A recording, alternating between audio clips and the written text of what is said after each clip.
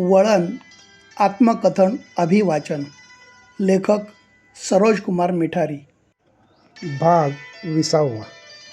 दुसऱ्या सत्रात दिवसभर वक्तृत्व स्पर्धा रंगल्या. स्पर्धक एकापेक्षा एक होते. माझेही भाषण तडाखेबाज झाले.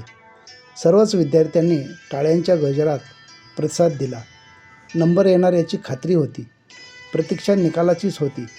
संध्याकाळी निकाल जाहीर झाला आणि माझा 3रा नंबर आला. पूर्ण अपेक्षाभंग झाला. ज्याला पहिला क्रमांक आला तो लातूरचा अमर खानापुरे यानेही माझे अभिनंदन केले. अरे, तू राष्ट्रीय एकात्मतेवर छान बोललास, पण इंग्रजीतून, राष्ट्रभाषेतून नाही. यामुळे कदाचित तुझी संधी गेली असावी, असा त्याने केलेला युक्तिवाद विचार करायला लावणारा होता.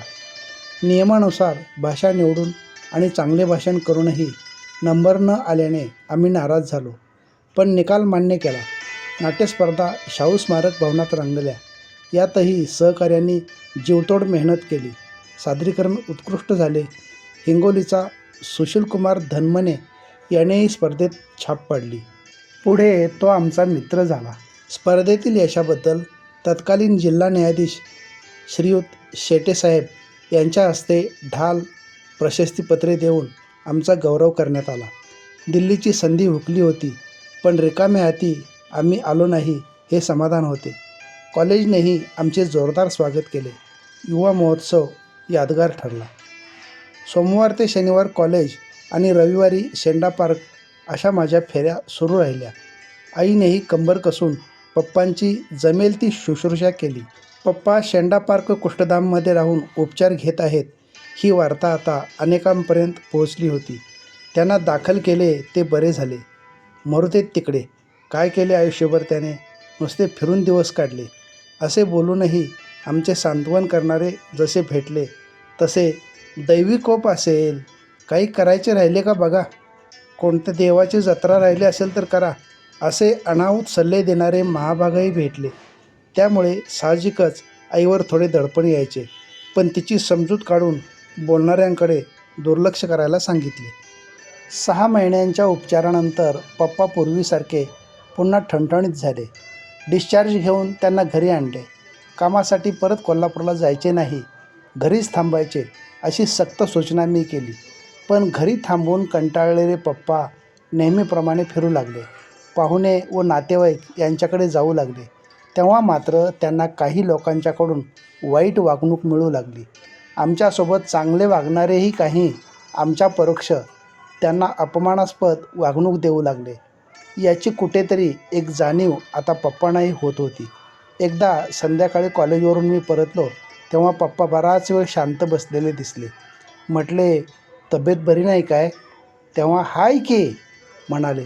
मग असे गप्प का विचारल्यावर ते बोलू लागले. बाळ, आधी मला असं कोण म्हणत नव्हतं. तू इकडे येऊ नको, याला त्याला हात लावू नको. आता नीट बोलत नाहीत. पप्पा, मी नेहमी तुम्हाला सांगत आलो आहे की तुम्ही कोणाच्या दारात जाऊ नका, पण तुम्ही कधीच ऐकत नाही. तुम्हाला जो आजार आहे त्याची त्यांना भीती वाटते म्हणून ते तसे बोलतात. तुम्ही कुठेही कोणाकडेही जाऊ नका, माझं ऐका, अशी त्यांची समजूत काढली. कुष्ठरोगामुळे पप्पांचे पाय बधीर झाले होते म्हणून त्यांना काही कळत नव्हते. पण ज्यांची मने बधीर आहेत त्यांना कसे सांगणार हा प्रश्न होता. या रोगाबद्दल असलेल्या अज्ञानामुळे पसरलेली सामाजिक बधिरता मला पप्पांच्या रोगापेक्षाही मोठी दिसत होती. बरे झाले. आईने मला शिकविले, त्यामुळे गांधी आणि आमटे तरी समजले. आपल्या हातांनी परक्या कुष्ठरुग्णांच्या जखमांवर औषध लावणारे राष्ट्रपिता आणि महारोग्यांची सेवा करून त्यांना सामाजिक प्रतिष्ठा मिळवून देणारे बाबा आमटे यांचे थोरपण मला हिमालयापेक्षाही मोठे दिसत होते. इथे तर मी फक्त माझ्या बाबांची सेवा करत होतो. पप्पांना मिळणाऱ्या अनुभवाने मन व्यथित झाले, पण खचायचे नाही असे ठरवले. महारोगामुळे झिडकारलेले पप्पा आणि झिडकारणारी आपलीच माणसं या दोघांनाही माणूस बनवण्याचे आव्हान माझ्यापुढे होते. प्रसंगी या सामाजिक बहिष्कृततेविरुद्ध बंड करावे लागले तरी चालेल, पण पप्पांच्या पाठीशी ठाम उभे राहायचे असा निर्धार केला. या सगळ्या धावपळीत D.एडच्या पहिल्या वर्षाची परीक्षा झाली. द्वितीय वर्ष सुरू झाले. प्रत्येक वर्षी गुरुपौर्णिमेला माझे मेन राजाराम कॉलेजमध्ये जाणे ठरलेलेच, पण यावर्षी कॉलेजने मला थेट व्याख्यानासाठीच निमंत्रण दिले आणि एक सुखद धक्का मिळाला. डी.एडचा गणवेश पांढरा आणि साहजिकच तो स्वच्छ धुतलेला असणे अपेक्षित. आई सकाळी 8ला कामावर जायची ते संध्याकाळी परत. तिच्याकडून वेळेवर कपडे धुणे होत नव्हते, म्हणून मीच माझे कपडे धुवू लागलो. माझे कपडे धुतल्यावर मात्र बाजूला आई पप्पांचे कपडे तसेच पडू लागले. ते योग्य वाटत नव्हते. त्यामुळे कॉलेजला जाण्यापूर्वी सकाळी सगळे कपडे धुणे आणि भांडी घासणे सुरू झाले. आईने सुरुवातीला याला विरोध केला, पण तिची घरच्या कामातून थोडी सुटका व्हावी हाच माझा हेतू होता. यात मला कसलीही लाज वाटत नव्हती, कारण कोणतेही काम कमी किंवा उच्च प्रतीचे नसते हे श्रमप्रतिष्ठेचे मूल्य शिक्षण मला कॉलेजमध्ये मिळत होते. दरम्यान आपल्या हट्टी स्वभावावर ठाम असलेल्या पप्पाने पुन्हा कोल्हापूरचा रस्ता धरलेला. डी.एडच्या दुसऱ्या वर्षात सुरुवातीला आणखी एका घटनेने मला हादरा बसला. आईचे काम अचानक थांबले. ती ज्या सितारा टाईल्स या फरशीच्या कारखान्यात काम करत होती, त्यांनी तेथील उत्पादन थांबविण्याचा निर्णय घेतला. त्यामुळे घरची आर्थिक घडी पूर्ण विस्कटली. मला मास्तरकीची नोकरी लवकर मिळेल आणि व्यवस्थित होईल या आशेवर आई शेतात मिळेल तेथे काम करू लागली. शिक्षक भरती जिल्हा निवड समितीद्वारे विद्यार्थ्यांच्या प्रात्यक्षिक कार्याचे मूल्यमापन पाहून व्हायची. त्यामुळे लेखी परीक्षेपेक्षा प्रात्यक्षिक कामातच विद्यार्थी अधिक केंद्रित व्हायचे. पहिल्या वर्षी प्रात्यक्षिक कार्यात मला उत्कृष्ट श्रेणी मिळाली होती. त्यामुळे दुसरे वर्ष संपले की नोकरी लगेच मिळेल याची खात्री होती. पण यावरही पाणी फिरले, कारण येथून पुढे शिक्षक भरती डी.एड परीक्षेतील लेखी गुणांवर होणार असल्याचे शासनाने त्यावर्षी जाहीर केले. त्यामुळे लगेच सरकारी नोकरी मिळेल ही आशा धूसर झाली. खासगी शाळांतील शिक्षक भरतीतील आर्थिक देवघेव माझ्या तत्वात बसणारी नव्हती, मला परवडणारीही नव्हती. म्हणून डी.एड नंतर पर्याय म्हणून पुन्हा आर्थिक स्रोत शोधणे मला अपरिहार्य झाले. माझे वाचकांच्या पत्रव्यवहारातील लेखन पाहून गावातील सुधाकर पाटील, बाजीराव पाटील हे पत्रकार संपर्कात आले. दोघेही कामात हुशार होते. त्यांच्या सल्ल्याने मी शिवाजी विद्यापीठाच्या वतीने महावीर महाविद्यालयात चालविण्यात येत असलेल्या ग्रामीण पत्रकारिता या अभ्यासक्रमासाठी प्रवेश घेतला. तो सुट्टीकालीन अभ्यासक्रम असल्याने आठवड्यातून 2 दिवस शनिवार रविवार दुपारच्या वेळेत तेथे वर्ग भरत. त्यामुळे डी.एड द्वितीय वर्ष आणि ग्रामीण पत्रकारिता हे दोन्ही अभ्यासक्रम सोबत सुरू केले.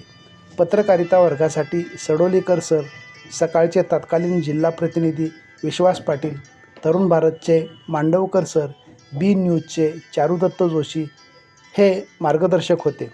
तर सुधीर गुरव, जयकुमार शेळके, राहुल मगदूम, सुखदेव गिरी, नंदकुमार मजगे, सरदार पाटील आदी सहाध्यायी होते. डी.एड वर्गातील उपक्रम ही नित्याची बाब झाली. पण आता सरावपाठ आणि नियमित अभ्यास यांकडेही लक्ष देणे आवश्यक होते. मराठी विषयाचे लाटकर सर सेवानिवृत्त झाले आणि नवीन शिक्षिका कुन्ने मॅडम आल्या. तद्वतच प्रथम वर्ष मुलांची प्रवेश प्रक्रिया पूर्ण झाल्याने आमचा परिचय त्या मुलांशीही झाला. अभ्यासाबरोबर बाह्य स्पर्धांतील सहभागातही माझे सातत्य होते. दरम्यान आझादी बचाओ आंदोलन या संघटनेने जिल्हास्तरीय वक्तृत्व स्पर्धा आयोजित केल्या. यातील पहिल्या क्रमांकाच्या विजेत्यास राजस्थानमधील कोटा येथील राष्ट्रीय अधिवेशनात प्रतिनिधित्व करण्याची संधी मिळणार होती. याबाबतची माहिती कॉलेजला मिळाली. शिक्षकांनी मला भाषणाचा मसुदा तयार करण्यास मदत केली आणि त्या स्पर्धेत पाठविले. क्रांतीची आग भडकेल का या विषयावर बोलताना माझ्या मनात परिस्थितीच्या दाहकतेने रसरसलेला अंगारच जणू बाहेर पडला. माझ्या भाषणातील चैतन्य माझ्या स्पर्धक मित्रांनाही भावले आणि या स्पर्धेत माझा पहिला क्रमांक आला. या स्पर्धेने आणखी एक साध्य झाले की मागच्या वर्षी माझी दिल्लीची संधी अवघ्या 1 नंबराने हुकली होती. आता दिल्ली नसली तरी राजस्थानसाठी निवड झाली. या निवडीचे सर्वांनी स्वागत केले, पण 8 दिवस यासाठी जावे लागणार असल्याने प्राचार्यांनी मला पाठविण्यास नकार दिला. इतर सर्व शिक्षकांनी विनंती केली, पण प्राचार्य आपल्या निर्णयावर ठाम राहिले. मला मात्र कोणत्याही परिस्थितीत तिकडे जायचे होते. अखेर संस्थेचे जी.एन. कुलकर्णी कर्नल रविकांत जाधव यांनी प्राचार्यांची समजूत काढून माझा मार्ग मोकळा केला. माझी तयारी सुरू झाली. अधिवेशनात युवक और राष्ट्र या विषयावर हिंदीमध्ये मला भाषण करावे लागणार होते. कट्टी सर हिंदी विषयातील वाचस्पती होते.